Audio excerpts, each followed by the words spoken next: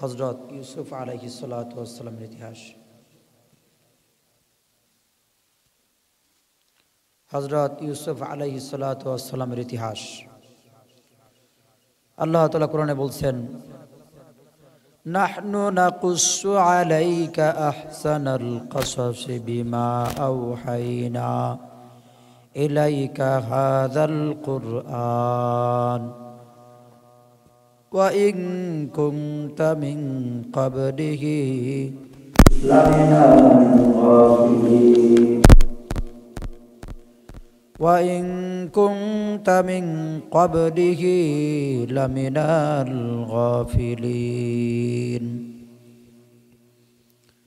نَحْنُ نَقُصُّ عَلَيْكَ أَحْسَنَ الْقَصَصِ بِمَا أَوْحَيْنَا إِلَيْكَ هَذَا الْقُرْآنَ وَإِن كُنتَ مِن قَبْلِهِ لَمِنَ الْغَافِلِينَ। কুরআনুল কারিমে যত ঘটনা আর যত কিচ্ছা আল্লাহ তাআলা বর্ণনা করেছেন, এর মধ্যে সবচাইতে শ্রেষ্ঠ এবং দামি এবং মর্যাদাপূর্ণ এবং সুন্দর শ্রেষ্ঠ ঘটনা হলো হযরত ইউসুফ আলাইহিস সালাতু ওয়াস সালামের ঘটনা।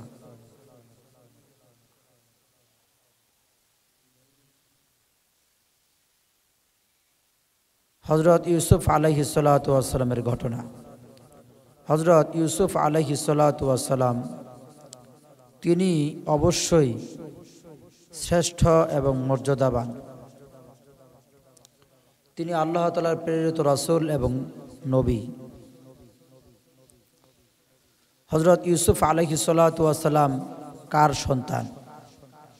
হযরত ইউসুফ আলাইহিস সালাতু ওয়াস সালাম হলেন হযরত ইয়াকুব আলাইহিস সালাতু ওয়াস সালামের সন্তান। আর হযরত ইয়াকুব আলাইহিস সালাতু ওয়াস সালাম হলেন হযরত ইসহাক আলাইহিস সালাতু ওয়াস সালামের সন্তান। আর হযরত ইসহাক আলাইহিস সালাতু ওয়াস সালাম হলেন হযরত ইব্রাহিম আলাইহিস সালাতু ওয়াস সালামের সন্তান। ইব্রাহিম আলাইহিস সালাতু ওয়াস সালামের দুইজন স্ত্রী ছিলেন। একজন হলেন বিবি সারা, আরেকজন হলেন বিবি হাজরা। বিবি সারার গড় থেকে জন্ম নিয়েছেন হযরত ইসহাক আলাইহিস সালাতু ওয়াস সালাম এবং বিবি হাজরার গড় থেকে জন্ম নিয়েছিলেন হযরত ইসমাঈল আলাইহিস সালাতু ওয়াস সালাম। কিতাবের ভিতরে পাওয়া যায় হযরত ইসমাঈল আলাইহিস সালাতু ওয়াস সালামের পর থেকে আমাদের রাসূল হযরত মুহাম্মদ মুস্তাফা সাল্লাল্লাহু আলাইহি সাল্লাম পর্যন্ত, আর ওইদিকে হযরত ইসহাক আলাইহিস সালাতু ওয়াস সালামের ঘরে জন্ম নিয়েছিল হযরত ইয়াকুব আলাইহিস সালাতু ওয়াস সালাম, তিনি নবী ছিলেন। এবং হযরত ইয়াকুব আলাইহিস সালাতু ওয়াস সালামের ঘরে জন্ম নিয়েছিল হযরত ইউসুফ আলাইহিস সালাতু ওয়াস সালাম, তিনিও নবী ছিলেন।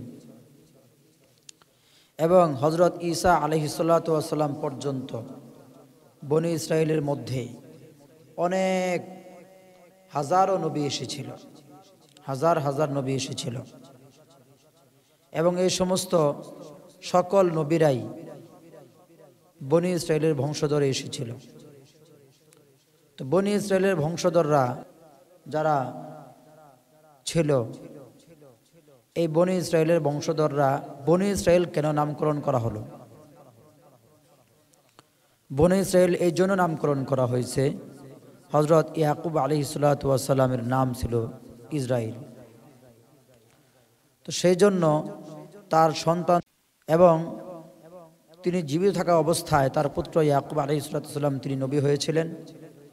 এবং হযরত ইয়াকুব আলাইহিস সালাতু ওয়াস সালামকে আল্লাহ তাআলার নির্দেশে হযরত ইসহাক আলাইহিস সালাতু ওয়াস সালাম ফারদান নামক একটি শহর রয়েছে, সেই শহরে পাঠিয়ে দেন। কেনান থেকে খুব বেশি দূরে নয় সেই শহর। এখনকার শহরগুলোর মতো তো আর সেই সময় শহর উন্নত ছিল না। মোটামুটি বাড়িঘর জনসমাগম হলেই সেটাকে শহর বলা হতো। ফারদান নামক শহরে হযরত ইয়াকুব আলাইহিস সালাতু ওয়াস সালাম তিনি এসেছিলেন। তো হযরত ইয়াকুব আলাইহিস সালাতু ওয়াস সালামের 4 জন স্ত্রী ছিল, 4 জন। একজন স্ত্রীর নাম হলো রাহেলা, আরেকজনের স্ত্রীর নাম হলো লাইয়া, আরেকজন স্ত্রীর নাম হলো জুলফা, আর আরেকজনের স্ত্রীর নাম হলো বেলহিন। হযরত ইয়াকুব আলাইহিস সালাতু ওয়াস সালামের 4 জন স্ত্রী ছিল। তো এর মধ্যে ফারদান শহরের যে গভর্নর ছিল, সেই গভর্নরের মূলত মেয়ের জামাতা ছিল হযরত ইয়াকুব আলাইহিস সালাতু ওয়াস সালাম, 2 মেয়ের জামাতা। তো আগেকার যুগে 2 বোন একসাথে এক ভাই মানে এক ব্যক্তি বিবাহ করতে পারত, এখন এটা জায়েজ নাই। তো হযরত ইয়াকুব আলাইহিস সালাতু ওয়াস সালাম সেখানে দ্বীনের দাওয়াতের কাজ করতেন, মানুষকে দ্বীনের দাওয়াত দিতেন। তো সেখানের মানুষও মূর্তি পূজা করত, ফারদান শহরের অধিবাসীরা মূর্তি পূজা করত এবং তাদের বিশাল বড় এক মন্দির ছিল। সেই মন্দিরে সবসময় পূজা হতো এবং সকল মানুষ সেই মন্দিরে পূজা করত। তো মন্দিরে পূজাসমূহের মধ্যে পূজার একটি ধরন হলো সকলে খাবার তৈরি করে, বিভিন্ন ধরনের ফল ফ্রুট তৈরি করে ওই মন্দিরে খোদার জন্য, খোদার খাবারের জন্য নিয়ে যেত। আপনি বলেন আমাদের খোদা কোনোদিন খায়? আল্লাহ তাআলা খানও না, পানও করেন না। আল্লাহ তাআলা ঘুমানো না, তন্দ্রাও যান না, কিছুই করেন না। অথচ তাদের খোদা কেমন খোদা, যে খোদার খাওয়া লাগে, যে খোদার পান করা লাগে। তো তারা খাবার প্রস্তুত করে নিয়ে ওই খোদার কাছে নিয়ে যেত। আসলে তো মূর্তি, মন্দিরের ভিতরে একটা মূর্তি বানানো, ওই মূর্তি তো আবার মানুষেরই হাতের তৈরি। আচ্ছা বলেন, মূর্তি কোনো খাইতে পারে? মূর্তি তো খাইতে পারে না। তো মানুষ যে খাবার দিয়ে আসে, তো এই খাবার কে খায়? ওই মন্দিরের ভিতরে যারা ব্রাহ্মণ আছে, পাদ্রী আছে, তারাই ওই খাবারগুলো খেয়ে ফেলে, তারাই ওই খাবার খেয়ে ফেলে। তো খাবার খেয়ে ফেলে মন্দিরের লোকজন, নাম হয় যে খোদায় খাইছি। তো এইভাবে ফারদান শহরে ইবাদত বন্দেগী চলতো। যার যে সমস্যা আছে সেই সমস্যাগুলো সেখানে উল্লেখ করত এবং বিপদ আপদ বালা মুসিবতের কথা বলতো, বাস সমাধান হয়ে যেত। আসলে সমাধান করতো আল্লাহ তাআলা। তারা মনে করতো যে সমাধান হচ্ছে এই মন্দির থেকে। ওই মন্দিরের নাম ছিল এশতার মন্দির, এশতার। ওই এশতার মন্দির থেকে এরকম ভাবে বলা হতো যে মূর্তির ভিতরে, মন্দিরের ভিতরে আপনারা ভগবানকে খুশি করেন, খোদাকে খুশি করেন, মন্দিরের খোদাকে খুশি করেন, মন্দিরে খোদা আপনাদেরকেও খুশি করে দিবে। আর মন্দিরের খোদাকে যদি খুশি না করেন তাহলে কিন্তু আপনাদের দুর্ভিক্ষ নেমে আসবে। নানান ধরনের কথা বলা হতো। হযরত ইয়াকুব আলাইহিস সালাতু ওয়াস সালাম যে সমস্ত লোকেরা মন্দিরে যাওয়া আসা করতো তাদেরকে দ্বীনের কথা বোঝাতেন যে মন্দির শুধুমাত্র একটি পাথর। এই মন্দিরে যে মূর্তিরা রয়েছে, মূর্তিগুলো রয়েছে, এই মূর্তিগুলো শুধু পাথরের তৈরি এবং তোমাদের নিজের হাতের তৈরি। এই মূর্তিগুলো তোমাদের দেওয়া খাবার কখনোই খায় না এবং এই মূর্তিগুলো চলাফেরা করতে পারে না।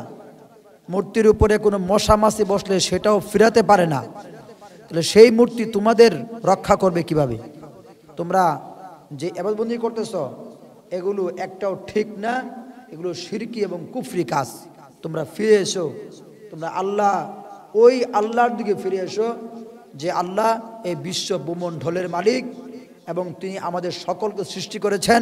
আমরা তাকে দেখতে পাই না, আমরা না দেখেই তাকে বিশ্বাস করি।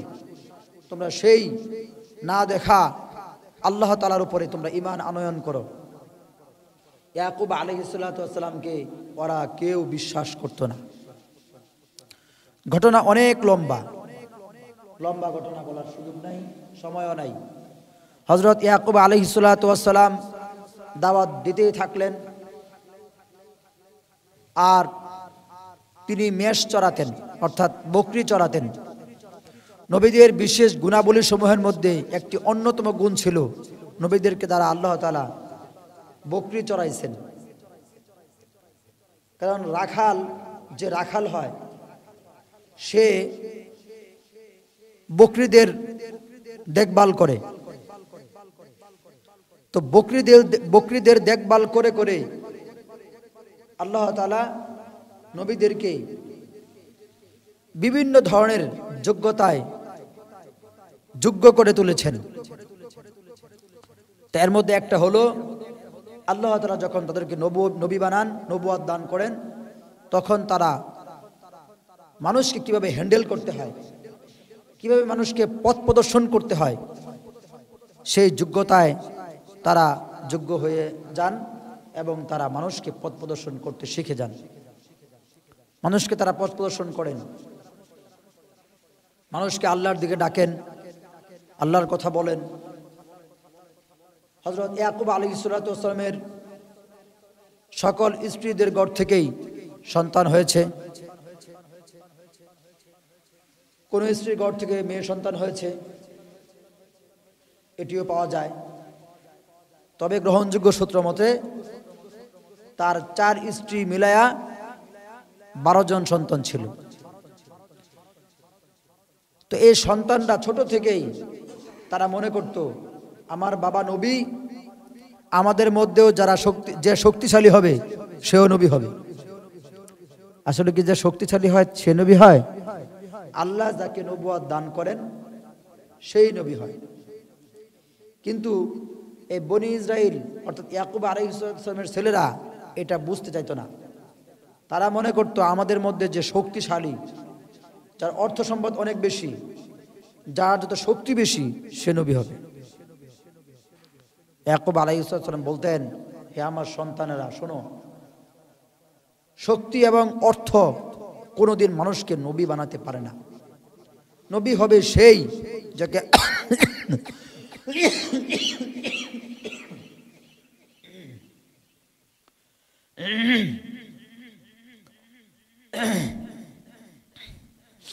নবী হবে সেই যাকে আল্লাহ তাআলা নির্বাচন করবেন।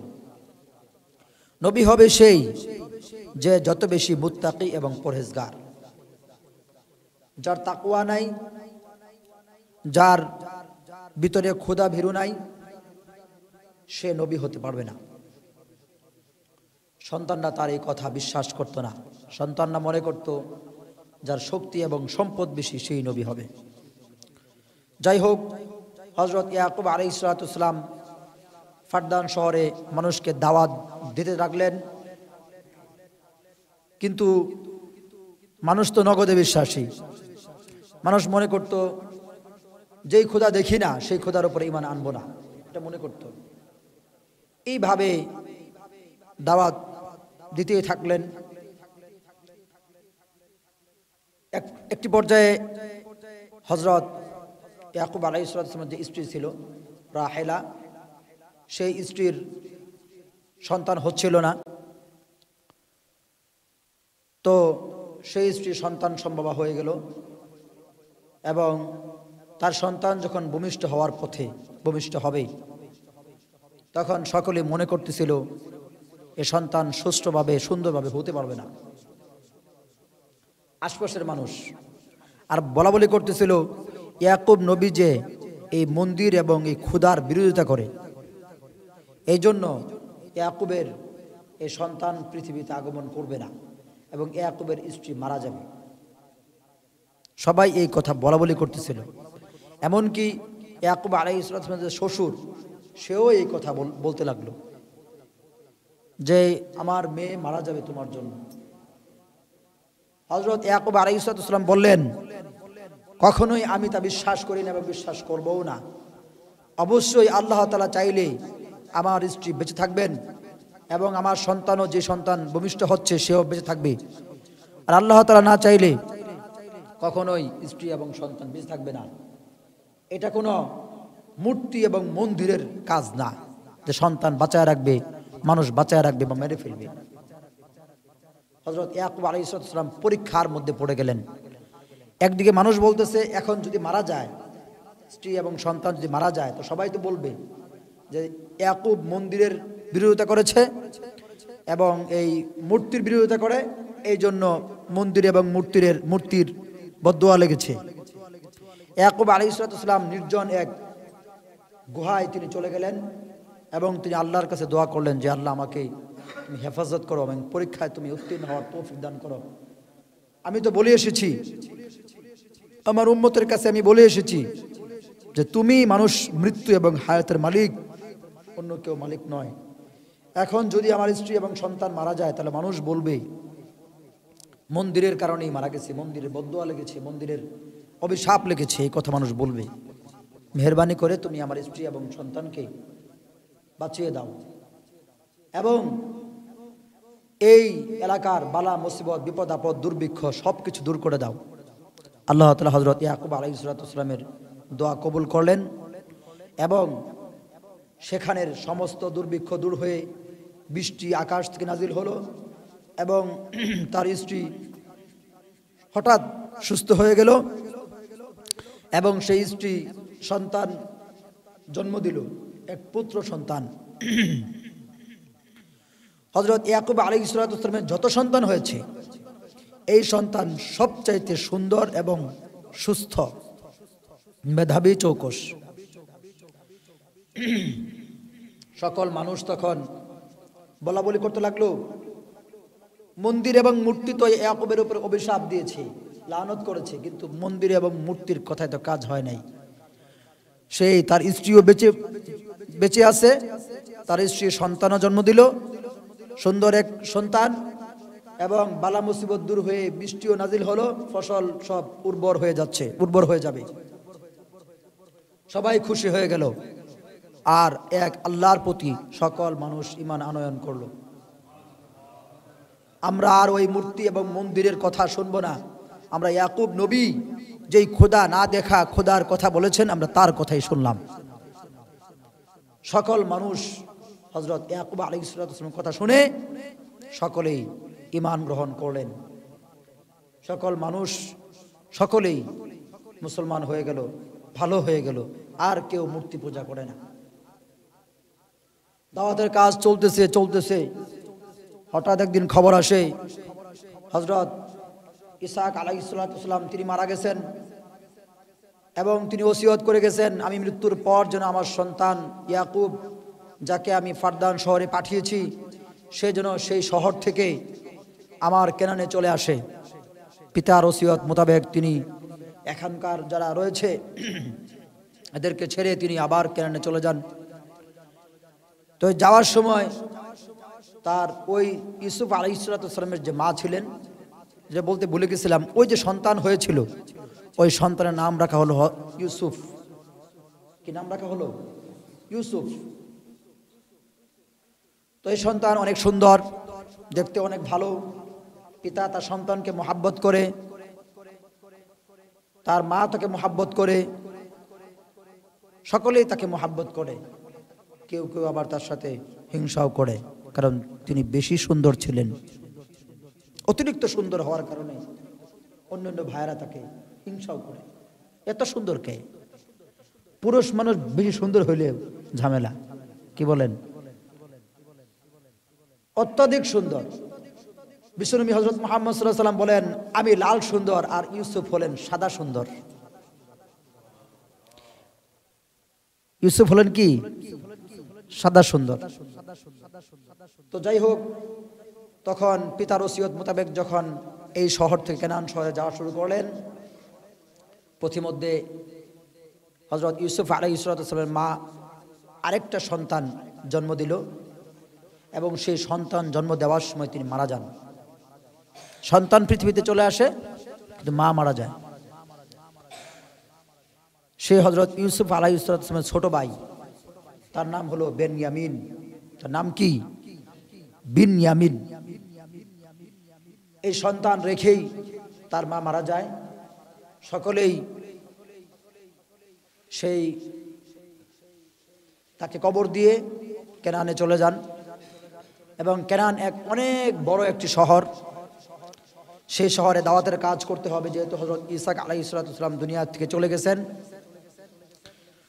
নবুয়তের ওয়ারিস সূত্রে কিছু রেখে যাওয়া জিনিস হযরত ইসহাক আলাইহিস সালামের যে বোন ছিল, না ইসহাক আলাইহিস সালামের যে মেয়ে ছিল, আরেক মেয়ে ইয়াকুব আলাইহিস সালামের বোন, তার নাম ছিল ফায়াকা। এই ফায়াকার কাছে রেখে গেল যে এইগুলো আমার পুত্র আসলে তুমি তাকে দিবি। এর মধ্যে জান্নাত থেকে যে জামা এসেছিল, যা হযরত ইব্রাহিম আলাইহিস সালাম পড়েছিলেন, হযরত ইসহাক আলাইহিস সালাম পড়েছিলেন, সেই জামা তিনি তার পুত্র হযরত ইয়াকুব আলাইহিস সালামকে উত্তরাধিকারী সূত্রে দিয়ে দেন, উত্তরাধিকারী সূত্রে। এবং জান্নাত থেকে যে লাঠি এসেছিল, সে লাঠিও উত্তরাধিকারী সূত্রে দিয়ে যান। তারপরে জান্নাত থেকে অনেক কিছু এসেছিল এবং নবীদের পক্ষ থেকে পাওয়া অনেক জিনিস তিনি পেলেন। তো হযরত ইয়াকুব আলাইহিস সালাম পিতার কবর জিয়ারত করার পরে সকল মানুষকে উদ্দেশ্য করে বলেন, হে মানুষ, তোমরা সকলেই শোনো, পৃথিবীতে নবীরাও চিরদিন থাকে না, আমিও চিরদিন থাকবো না, তোমরাও কেউ চিরদিন থাকবে না। আমার পিতা তোমাদের মধ্যে দাওয়াতের কাজ করে গেছেন, তোমরা আমার পিতা এবং আমার পিতার পিতা অর্থাৎ দাদা ইব্রাহিম তার কথা তোমরা শুনেছ। এখানে সকলেই মুসলমান, কিন্তু আমি চাই না তোমাদের দ্বারা আর কোনোদিন কুফরি এবং শিরকির কোনো কাজ হোক। অনেক সময় অনেক মানুষ আলেমদেরকে বলে, হুজুর, কাফের কুফফারদের বেলায় আপনারা এত কঠিন কে? এই পৃথিবী আদম আলাইহিস সালাম শুরু করে আজ অবধি পর্যন্ত যত লড়াই ইসলাম এবং অন্য কিছুর মধ্যে হয়েছে, সেটা হলো দিন, ইসলাম এবং কুফরির লড়াই। কুফরের সাথে কোনো কি নাই, আপোষ নাই। কুফর তো কুফরি। আল্লাহ তাআলা বলছেন, আমি সব গুনাহ ক্ষমা করে দিলেও কাফের মুশরিকদেরকে আমি ক্ষমা করব না কোনো দিন। এটা তো আল্লাহ তাআলার কথা। ইয়াকুব আলাইহিস সালাম তিনি সেখানে তিনি কি কি দাওয়াতের কাজ করবেন সেগুলো বিশাল এক পাঠচা পাঠ করে শোনালেন মানুষকে, যে এই ভিত্তিতে তোমরা চলবে এবং আমি তোমাদেরকে দাওয়াত দিলাম, কেউ এর বিরোধিতা করবে না। একটি কথা আছে, নবীর ছেলে কাফের, আবার কাফের ছেলে কি নবী। হযরত নূহ আলাইহিস সালাম তার ছেলে কেনান কাফের, আবার হযরত ইব্রাহিম আলাইহিস সালাম তার বাবা আজর কাফের। তো কাফের ছেলেও নবী হতে পারে, নবীর ছেলেও কি হতে পারে, কাফের হতে পারে। হযরত ইয়াকুব আলাইহিস সালামের দাওয়াতের কাজ কেনানে শুরু হলো এবং তিনি মেষ চড়াতেন। তো তিনি একটু বয়স, তার একটু বয়স হয়ে যাচ্ছে, সন্তানটা বড় হয়েছে, সন্তানরা এই ছাগল, এই ভেড়া, দুম্বা এগুলো মরুভূমিতে নিয়ে চড়াতেন। তো ইউসুফ আলাইহিস সালাম যেহেতু মা হারা, রাস্তায় মা মারা গিয়েছে এবং ছোট একটি বাচ্চা হয়েছে, এই ছোট বাচ্চার প্রতি এবং ইউসুফ আলাইহিস সালামের প্রতি ইয়াকুব আলাইহিস সালামের মোহাব্বত বেশি ছিল বলে সবাই মনে করে। বেশি, আসলেই বেশি ছিল। কারণ হলো কয়েকটা। এক নম্বর কারণ হলো ইয়াকুব আলাইহিস সালাম জানতেন তার সন্তান ইউসুফ নবী হবে। নবী যে হবে তাকে দেখাশোনা, আর যে নবী হবে না তাকে দেখাশোনা তো একরকম না, অবশ্যই পার্থক্য রয়েছে। এবং তিনি মনে করতেন তার সন্তানরা তার সাথে, ইউসুফ আলাইহিস সালামের সাথে অন্য ভাইয়েরা ঈর্ষা করে, হিংসা করে, ভালো চোখে দেখে না। এক তো তারা শতালো ভাই, সকলে সৎ ভাই, এক মায়ের পেটের ভাই না। আরেক তো হলো যে ইউসুফ আলাইহিস সালাম বেশি সুন্দর, তারা অত সুন্দর না। এবং ইয়াকুব আলাইহিস সালাম সকল সন্তানদেরকে দিয়ে কাজ করান, ইউসুফ আলাইহিস সালামকে দিয়ে কোনো কাজ করান না, বিভিন্ন কারণ। এবং হযরত ইউসুফ আলাইহিস সালামকে ইয়াকুব আলাইহিস সালাম সবসময় তার কাছে রাখেন, তার পাশে রাখেন। ঘুমানোর সময় তাকে কাছে নিয়ে আসেন, ঘুমান ইত্যাদি কারণে তার সন্তানরা ইউসুফ আলাইহিস সালামের প্রতি হিংসা করত। কোন একদিন ইয়াকুব আলাইহিস সালাম স্বপ্নে দেখেন যে অনেকগুলো হায়না, হায়না হলো শিয়ালের মতোই কিন্তু শিয়াল না, যাকে বলা হয় খাটাস, খাটাস বলতে পারেন। পিছনটা অনেক মোটা, পিছন থেকে সামনের দিকে চিকন, মুখটা একেবারেই চিকন, মুখ থেকে পিছন দিকে খালি মোটা। এবং এরা কখনো কোনো প্রাণী মেরে খাওয়াটা প্রয়োজন মনে করে না। প্রাণী দাঁড়ায় আছে, ওই দাঁড়ানো অবস্থায় কয়েকটা মিলে হামলা করে প্রাণীর গোশত খাওয়া শুরু করে দেয়, কামড়ায় কামড়ায় গোশত খাওয়া শুরু করে দেয়। বাঘ এবং সিংহ এগুলো প্রাণী মেরে খায়। সিংহ এবং বাঘ প্রাণী কি করে? আগে মারে, তারপরে বসে বসে খায়। হায়নার এত সময় নাই, হায়নার কথা হলো মারা মোরা পর আগে খায় লই, জীবিত প্রাণী খেয়ে ফেলে।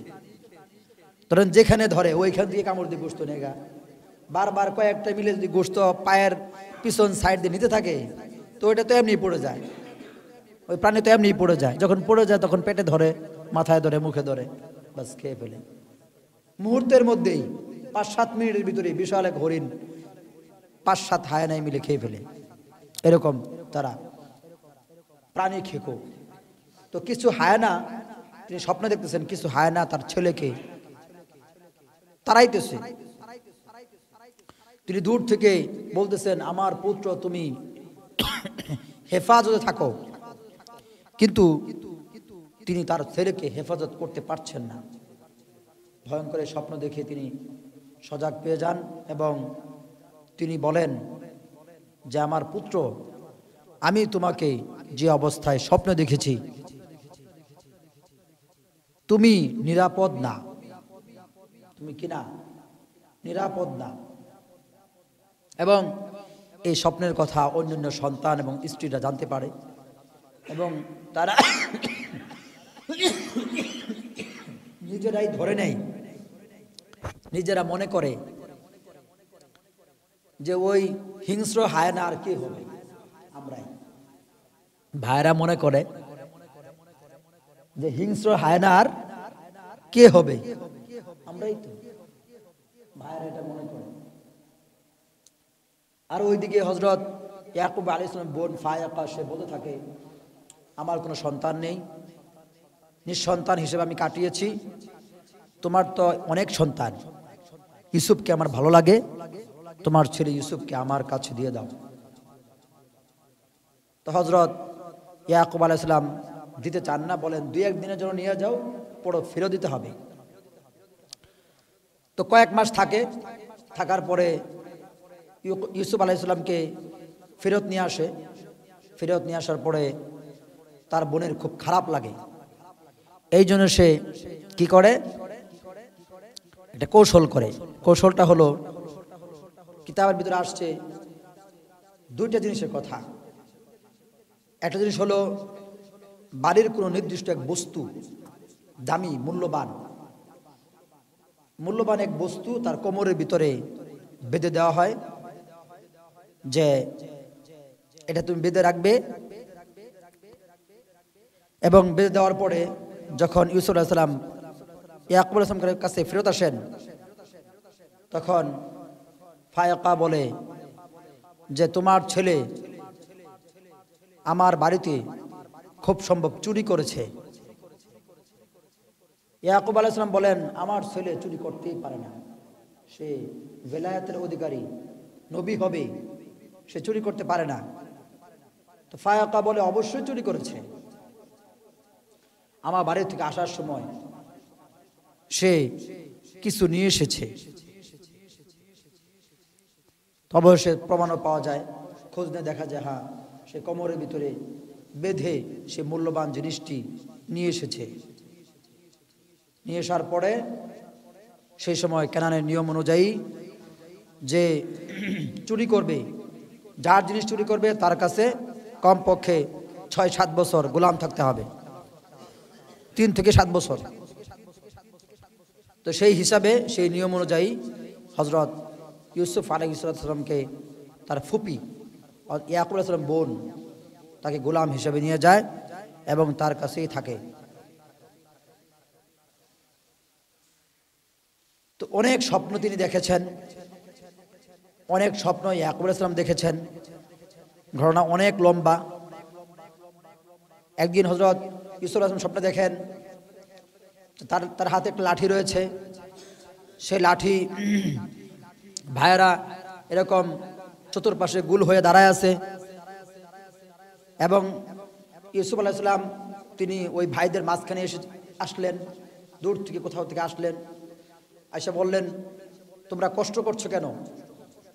তারা বলে যে আমরা রোদে কষ্ট করছি, অনেক রোদ লাগতেছে।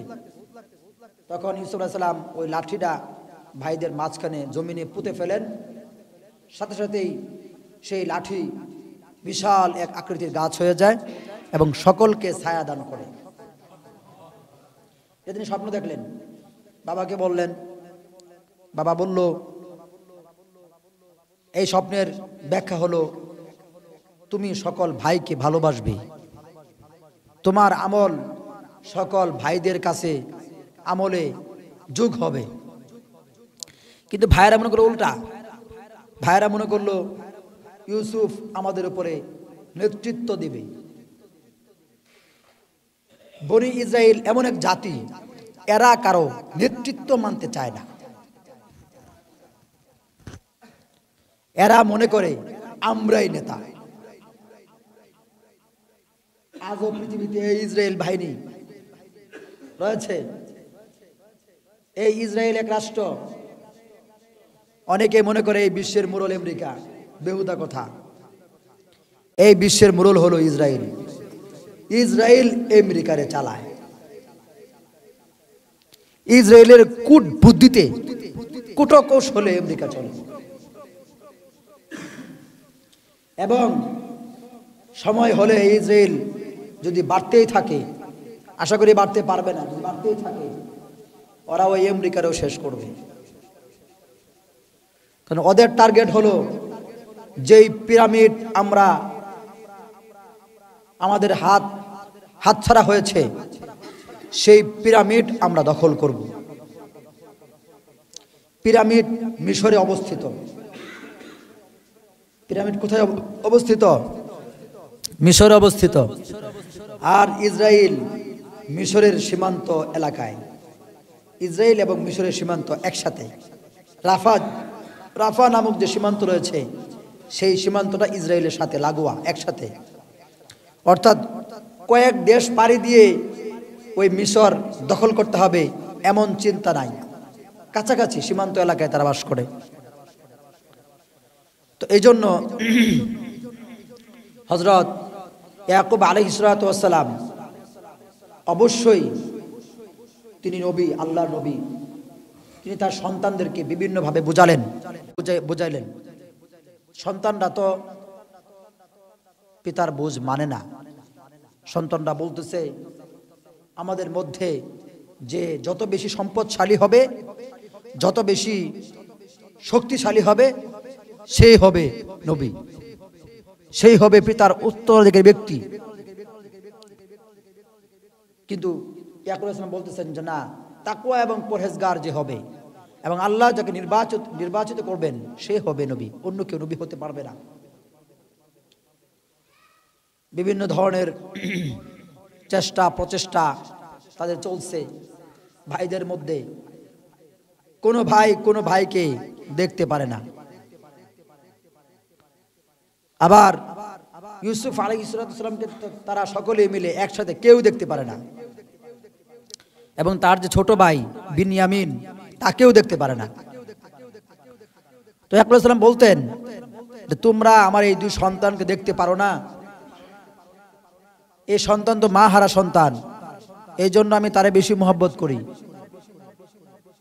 তোমাদের তো মা রয়েছে, তোমরা কেন এই সন্তানদের উপরে, আমার এই সন্তানগুলোর উপরে হিংসা করো? এই হিংসা হিংসি তোমরা যদি করতে থাকো, তাহলে তোমরা নবীর ওয়ারিস হবে কিভাবে? তোমরা তো নবীর ওয়ারিস হতে পারবে না। হযরত ইয়াকুব আলাইহিস সালাম বারবার বোঝানোর পরেও হিংসা বিদ্বেষ কমে না, তাদের ভিতরে হিংসা চলতেই থাকে।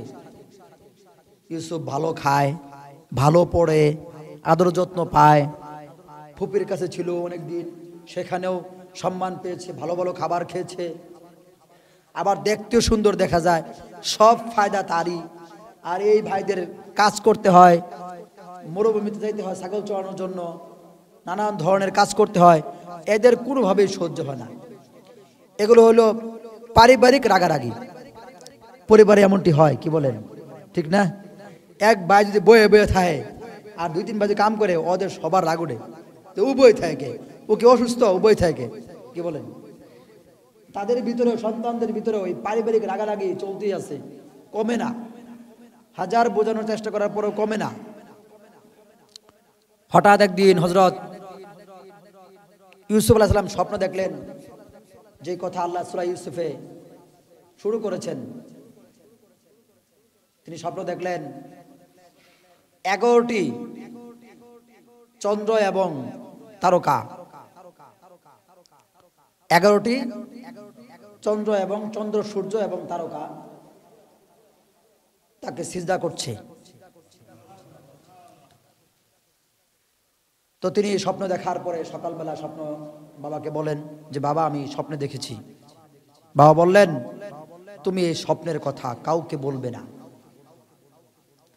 কিন্তু দেওয়ালেরও কান আছে, বাতাসেরও কি আছে, একটা কথা আছে না সমাজে, পিছন থেকে তার অন্য এক স্ত্রী কথা শুনে ফেলে হযরত ইয়াকুব আলাইহিস সালাম ইউসুফ আলাইহিস সালামকে বলে, হে আমার পুত্র, তুমি হবে আমার পরবর্তী নবী, এবং তুমি আমার পরবর্তী নবীদের মধ্যে থেকে হবে, এবং তুমি আমার চেয়েও শ্রেষ্ঠ হবে,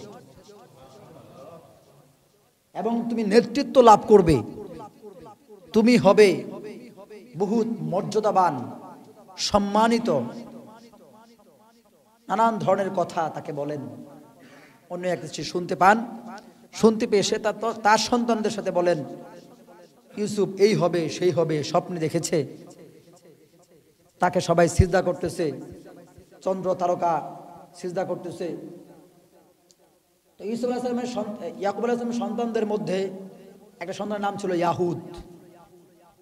এই ইয়াহুদ, সে বলে সে একটু বেশি সমস্যাওয়ালা ছিল, মানে যাকে আমাদের ভাষায় আমরা বলি বেশি শয়তান ছিল। সে বলে, গাধার দল, 11টি চন্দ্র এবং সূর্য তারকা না, আমরা যে 10 ভাই, আমরা এই 10 ভাই হইলাম তারকা, আর চন্দ্র সূর্য আমাদের পিতামাতা। সে স্বপ্নের ব্যাখ্যা করতেছে, মাথা বড়ি করে স্বপ্ন কি করে, ব্যাখ্যা করে। আসলেও তাই, তার ব্যাখ্যা সঠিক। শয়তানের কথা মনে হাসা হয়, কি বলেন? সবসময় শয়তানদের কথা মিশা হয় না। তো আমাদেরকে সে সিজদার মধ্যে রাইখা সে নিজের প্রভু মনে করে, এইটা কোনোদিন হতে দেওয়া যাবে না। সমস্ত ভাইদের সাথে সে পরামর্শ করে, সকলেই মিলে চলো আমরা ইউসুফকে হত্যা করে ফেলি, এই পরামর্শ করে।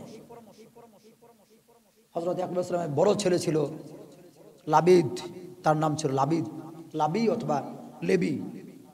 এই লেবি বলে যে না, যদি হত্যা করা হয় তাহলে আমরা হাবিলকে যে হত্যা করেছিল সেই গুনাহগারে আমরা এরকম গুনাহগার হয়ে যাব, হত্যা করা দরকার নাই, অন্য কিছু করো। কিন্তু তারা অন্য কোনো সুরত বের করতে পারে না, হত্যাই করতে হবে, এটাই সুরত। আশেপাশে এমন কোনো জায়গা নাই যেখানে তারা পাঠায় দেওয়া যাবে, তার বাবার কাছ থেকে সরায় দেওয়া যাবে এমন কোনো স্থানও নাই। একটাই শহর, আর চতুর্পাশে মরুভূমি, কোথায় পাঠাবে? তো এই পরিকল্পনা তারা সকলে মিলে করে। এখন কিভাবে হত্যা করবে? ইউসুফ আলাইহিস সালামকে তো তার বাবা মরুভূমিতে পাঠায় না। যখন মরুভূমিতে পাঠায় না, তখন বাবার সামনে তোর হত্যা করা যাবে না। ছলে বলে কৌশলে বাবার কাছ থেকে তার ভাইরা ইউসুফকে নিয়ে যায়। বাবা কোনোভাবে দিতে চায় না, না তোমরা তাকে দেখতে পারবে না, খেয়াল রাখতে পারবে না, নেকড়েরা তাকে খেয়ে ফেলবে, বাঘ ভালুকে খেয়ে ফেলবে, তোমরা হেফাজত করতে পারবে না। নানান ধরনের কথা বলার পরেও তার ভাইরা জোরাজোরি করেই ইউসুফকে মরুভূমিতে নিয়ে যায়। আর মরুভূমিতে নিয়ে যাওয়ার পরে পূর্ব পরিকল্পনা অনুযায়ী তাকে হত্যা করার জন্য প্রস্তুতি তারা নেয়। অনেক মারধর করে। এক পর্যায়ে লেবি নামক যে সন্তান ছিল সে বাধা দেয়। সে বলে যে মারার দরকার নাই, চোখের সামনে এক ভাই মারা যাবে, এটা সহ্য হচ্ছে না। তোমরা যদি তাকে বাবার কাছে সরাইতে চাও তাহলে মরুভূমি পাশে একটি কুয়া আছে, ওই কুয়ার পানি মানুষ ছাগলকে পান করায়, ওই কুয়ার ভিতরে ফেলে দাও, মরে গেলে আমাদের চোখের আড়ালে মারা যাক, চোখের সামনে না মরুক। যে কথা সেই কাজ। বাদ সকলে মিলে তার ভাইকে তারা রশি দিয়ে বেঁধে কুয়ার ভিতরে নিক্ষেপ করে। আল্লাহ তাআলা হেফাজত করলে মারে কেরা? আচ্ছা বলেন, কুয়ার উপর থেকে কুয়ার পানি পর্যন্ত একটা মানুষ পড়তে 2-4 ঘন্টা তো লাগবে নাকি? কমই সময় লাগবে, কয়েক সেকেন্ডও লাগবে না। মানে নিচের দিকে পড়তে যা সময়, এই অল্প সময়ের ভিতরেই আল্লাহ তাআলা জিবরাইলকে নির্দেশ দেন, হে জিবরাইল, তোমার মুলাম হাত ইউসুফ পানিতে পড়ার আগে পানির উপরে তোমার হাত এরকম প্রসারিত করো, যাতে করে ইউসুফ কুয়ার উপর থেকে পড়তে পড়তে তোমার হাতে যেন এসে পড়ে। কিতাবের ভিতরে আছে অনেক সেকেন্ড যদিও না লাগে, কিন্তু ওই উপর থেকে নিচ পর্যন্ত পড়তে পড়তে অনেক সেকেন্ড লেগেছিল। অর্থাৎ আল্লাহ তাআলা আস্তে আস্তেই তাকে নিচের দিকে নিয়ে গেছেন এবং হযরত জিবরাইল আলাইহিস সালাম তিনি তার মোলাম হাত ইউসুফ নবীর নিচে প্রসারিত করেন এবং উপর থেকে তিনি জিবরাইলের হাতেই পড়েন, যার কারণে কিছুই হয় নাই। আরেক কিতাবে আছে যে নিচ থেকে পাথর উঠে গিয়েছে। পাথর কুয়ার নিচ তো পাথর থাকার কথা না, তো আল্লাহ তাআলাই সৃষ্টি করেছেন পাথর। ওই পাথর পানির উপরে ভেসে গিয়েছে, তিনি ওই পাথরের উপরে পড়েছেন, তার কিছুই হয়নি।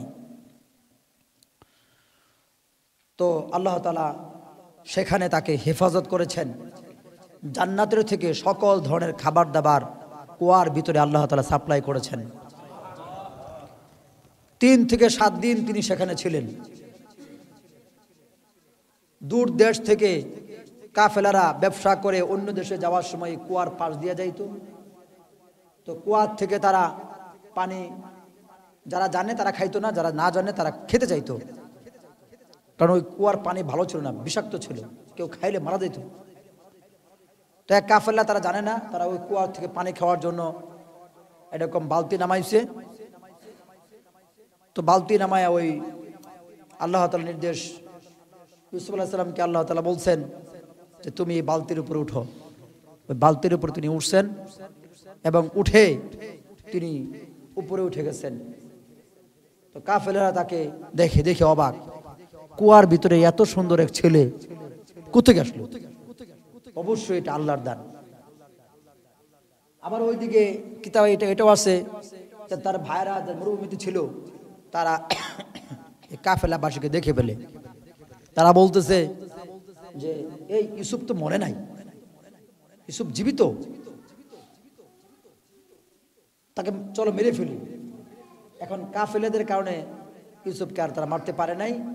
তো বলতেছে শোনেন, এটা আমাদের গোলাম, বাড়ির থেকে পলায়ন করেছেন, কুয়ার ভিতরে পড়েছে।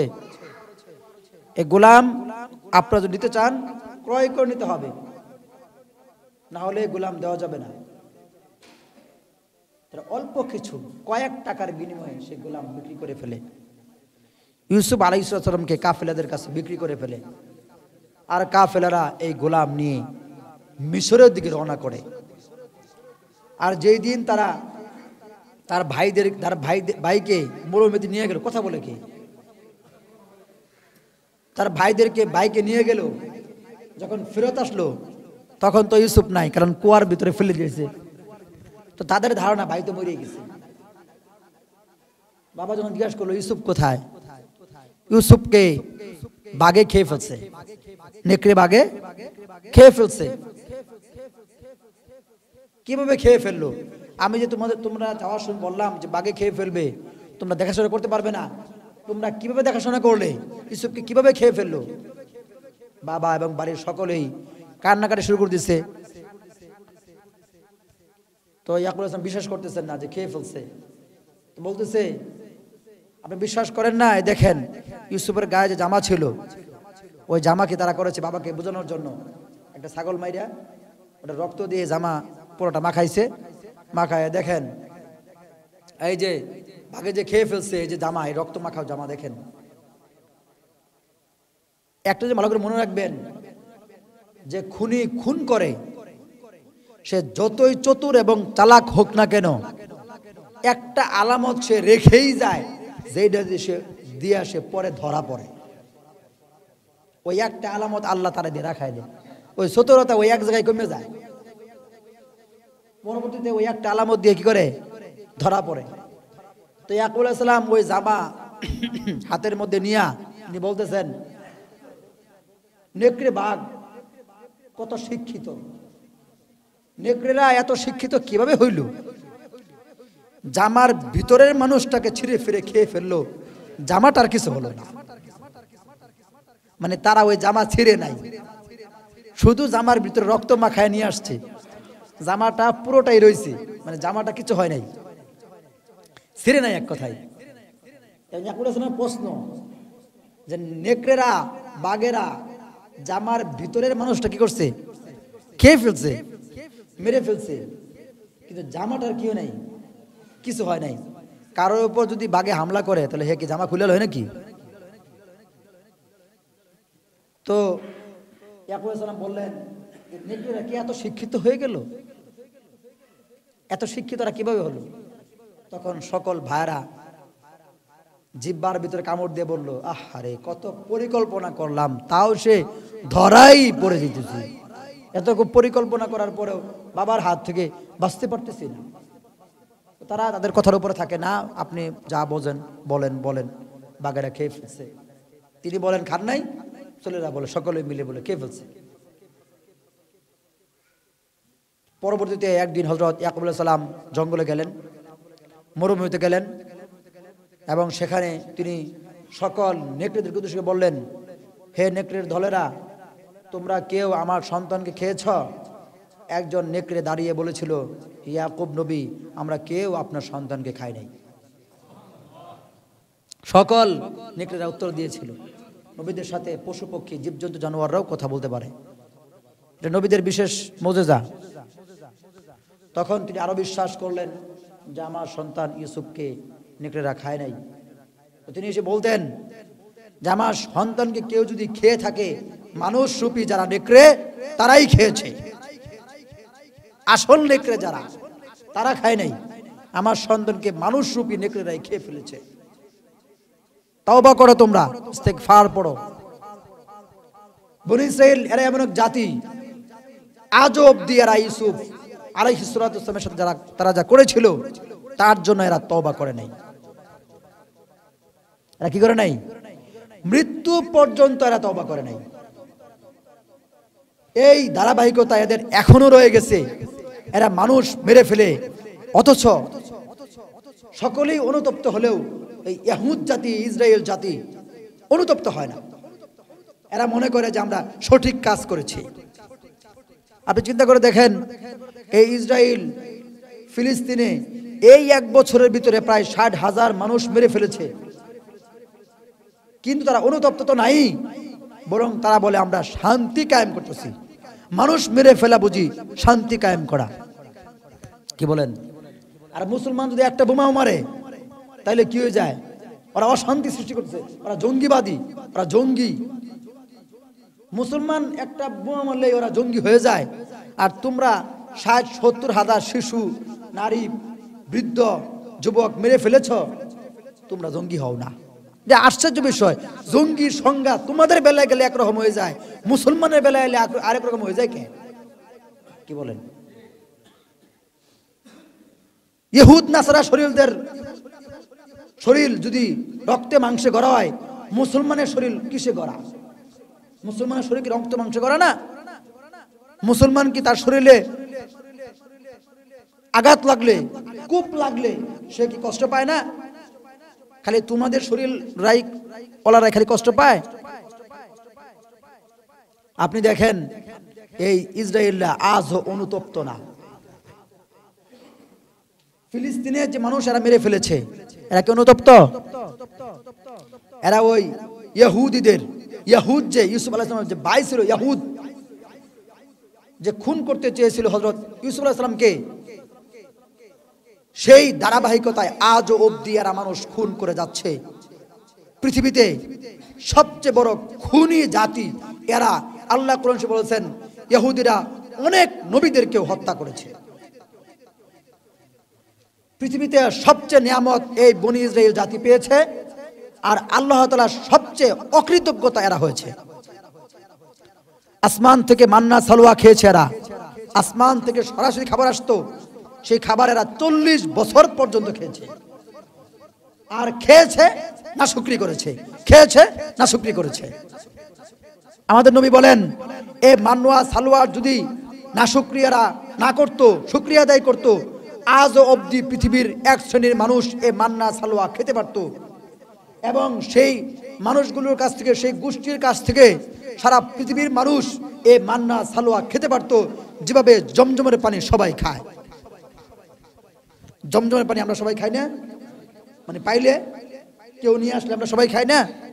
এই মান্না সালোয়া কিয়ামত পর্যন্ত মানুষ খেতে পারতো, আসমানি খাবার। জান্নাতের খাবার কেমন হয় মানুষ কিয়ামত পর্যন্ত উপলব্ধি করতে পারতো বনি ইসরায়েলদের নাশুকরি করার কারণে।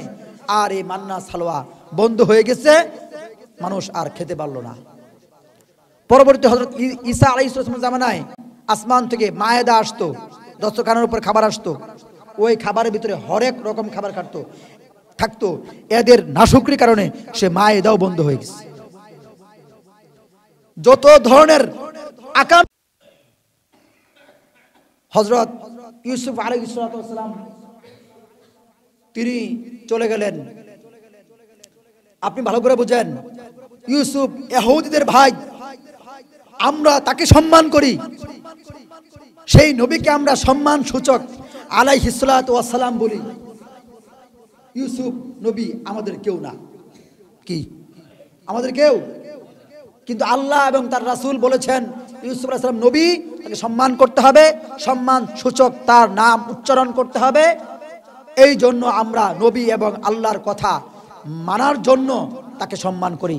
ইউসুফ নবী আমাদের কেউ না, তিনি তো আমাদের নবী না, তিনি ওই ইহুদিদের নবী। তার ভাইরাও তাকে মেরে ফেলতে চেয়েছিল, তারা কেমন নিকৃষ্ট এবং জানোয়ার। কি বলেন? আমরা তো ইসমাঈল আলাইহিস সালাম শুরু করে মুহাম্মদ সাল্লাল্লাহু আলাইহি ওয়াসাল্লাম পর্যন্ত এই বংশে কোনো নবী আসে নাই। শুরুতে আমি এটা বলেছিলাম, অনেকে শুনেন নাই। এই বংশের কোনো মানুষ কোনো নবীকে হত্যা করে নাই। এরাও কাফের ছিল, এরাও অন্যরকম ছিল, কিন্তু কোন নবীর এরা কি করে নাই? হত্যা করে নাই। আর ওই ইহুদ জাতি, ওরা আল্লাহর সরাসরি হুকুম প্রাপ্ত হতো, আর ওরা আবার নবীদেরকে হত্যা করত। সকল আকাম কুকামের মালিকেরা। হিটলার এই জন্য বলেছিল 60 লক্ষ ইহুদি আমি মেরে ফেলেছি, সবাই আমার নামে মানবতা বিরোধী অপরাধ সাব্যস্ত করেছ, আমি অপরাধ করেছি, 2-3 হাজার রেখে দিয়েছি। এমন এক সময় 100 বছরের মধ্যে আসবে মানুষ তখন আমার নাম উচ্চারণ করবে আর বলবে অ্যাডলফ হিটলার এই 2-3 হাজার কেন রেখে গেল। আজ পৃথিবীর মানুষ উপলব্ধি করতে পারছে ইসরায়েল, যারা ইসরায়েল রাষ্ট্রে না, অর্থাৎ মুসলমান না, অন্য রাষ্ট্রে যারা বসবাস করেন, খ্রিস্টান সহ বিভিন্ন অন্য পৃথিবীর অন্যান্য রাষ্ট্রগুলো, তোমরাও ভালো করে মনে রাখো, ইসরায়েলের হাত থেকে তোমরাও নিরাপদ না। কারণ এই ইসরায়েল তোমাদেরকে ওরা সাহায্য করবে। ওদের টার্গেট হলো এই পৃথিবীতে ওরা রাজত্ব করবে। এটা ইসরায়েলের টার্গেট। ওই আমেরিকা, চীন যা আছে সব ওরা খেয়ে ফেলবে এবং একদিন ওরা রাজত্ব করবে। মিশরের পিরামিড ওরা ওই হাতে নেবে। এই জন্য দেখবেন ডলার, এটা আমেরিকার মুদ্রা, কিন্তু ওই ডলারের ভিতরে মিশরের পিরামিডের ছবি দেওয়া আছে। এটা ইহুদিদের চক্রান্ত। কারণ ইহুদিরা মনে করে ওই দাজ্জাল ওদের কাছেই আসবে এবং দাজ্জাল ওদেরকে ত্রাণকর্তা হিসেবে পৃথিবীর মানুষের কাছে ওদেরকে উপস্থাপন করবে এবং রাজত্ব কায়েম করবে দাজ্জালের মাধ্যমে। ইহুদিরা ওই দাজ্জালকে ত্রাণকর্তা মনে করে। ত্রাণকর্তা বুঝেন? মুক্তির দূত মনে করে। ওই দাজ্জালের যে কানা, দাজ্জাল যে কানা, ওই কানার যে একটা ছবি ওই ডলারের ভিতরে আছে এবং ওই পিরামিডের ছবি ডলারের ভিতরে আছে। তো মিশর তো মুসলমানের রাষ্ট্র, তো মিশরের পিরামিডের ছবি তো আমেরিকার ডলারের মধ্যে থাকার কথা না, কিন্তু আছে। এটা ইহুদিদের চক্রান্ত। ইহুদিদের কথা হলো ওই কানা দাজ্জালের মাধ্যমে আমরা ওই মিশরের পিরামিড পর্যন্ত জয় করে ফেলব। এই জন্য ওরা আগের থেকে আগাম বার্তা দিয়ে ডলারের মধ্যে পিরামিড এবং কানা দাজ্জালের ছবি ওরা দিয়ে দিছে যে এই ডলার সারা পৃথিবীতেই ঘুরবে আর সারা পৃথিবীর মানুষ যেন মনে রাখে আমরা ওই পিরামিড দখল করব, আমরা ওই কানা দাজ্জালও সেও আমাদের সাথী এবং আমাদের মুক্তির দূত। ইহুদিরা এরা তার নিজের ভাইকে সহ্য করতে পারে নাই, একমাত্র কারণ তারা মনে করত যে আমরা নেতৃত্ব লাভ করব, ইউসুফ নেতৃত্ব লাভ করবে কেন? কিন্তু আল্লাহ তাআলা যেভাবে চাইবেন সেভাবেই তো হবে। ওরা চাইলে কি হবে? ওরা তো সারাদিন চাইলেও ওরা নেতৃত্ব লাভ করতে পারবেও না, নবীও হতে পারবে না। হযরত ইউসুফ আলাইহিস সালামকে মিশরের দিকে নেওয়া হলো। আগামী শুক্রবার আল্লাহ তাআলা চাইলে পরবর্তী কি ঘটেছে সেটা বলার জন্য চেষ্টা করব। রজব মাস চলে আসছে। এই রজব মাস বেশি বেশি এই দোয়া পড়বেন, আল্লাহুম্মা বারিক লানা ফি রজব ওয়া শাবান ওয়া বাল্লিগনা রমাদান। হে আল্লাহ, তুমি রজব এবং শাবান মাসে বরকত দান করো এবং আমাদেরকে রমজান পর্যন্ত পৌঁছায় দাও। এই দোয়া বেশি বেশি পড়বেন। আর বনি ইসরাঈলদের মতো আমরা নাশুকরি করব না, আমরা শুকরিয়া আদায় করা উচিত। মাসখানেক আগেও পণ্যের যে দাম ছিল সে পণ্যের দাম এখন বাজারে কমে নাই, তো আমরা তো শুকরিয়া আদায় করি না। আমাদের বাঙালি জাতির মুখে আসলে শুকরিয়া নাই। পেঁয়াজের কেজি 45 টাকা চলে এসেছে, কালকে বাজারে আমি দেখলাম 50-45। 5-6 বছরের মধ্যে পেঁয়াজের কেজি 45-50 আসে নাই, তো এখন তো এসেছে। কিছুদিন আগেও তো আমরা অনেক হাই হতাশ করতেছিলাম, এত জিনিসের দাম কেন? কপি 5 টাকা করে, 5 টাকা। বেগুন 15 টাকা, 20 টাকা। তো জিনিসের দাম কমে নাই? জিনিসের দাম তো কমছে, আমাদের মুখে শুকরিয়া কোথায়? আমরা তো কোথাও শুকরিয়া আদায় করতে দেখি না কাউকে, যে আলহামদুলিল্লাহ আল্লাহ তুমি তোমার মেহেরবানিতে আমাদের উপরে যে অবস্থা, দ্রব্যমূল্যের ঊর্ধ্বগতি হওয়ার কারণে যে সমস্যা হচ্ছিল সেটি তুমি দূর করেছ। মাওলা আমরা তোমার শুকরিয়া আদায় করি। বলেন, বলতে হবে, না বললে আবারও সেই আবার দুর্ভিক্ষ এবং সমস্যা, দ্রব্যমূল্যের ঊর্ধ্বগতি চলে আসবে। যখন আপনি বিপদে পড়বেন তখন শুধু আল্লাহরে ডাকবেন, যখন আপনি বিপদ থেকে উদ্ধার হয়ে যাবেন তখন আর আল্লাহরে ডাকবেন না, আল্লাহর কথা মনেও থাকবে না। এইটা কোনো ইমানদারের কাজ না, এটা বেঈমানের কাজ। কথা বুঝতে পেরেছেন? তো এই জন্য শুকরিয়া আদায় করে থাকেন এবং রমজান মাসের রোজার জন্য সকলে যেন ওই পর্যন্ত হায়াত পান সেজন্য দোয়া পড়তে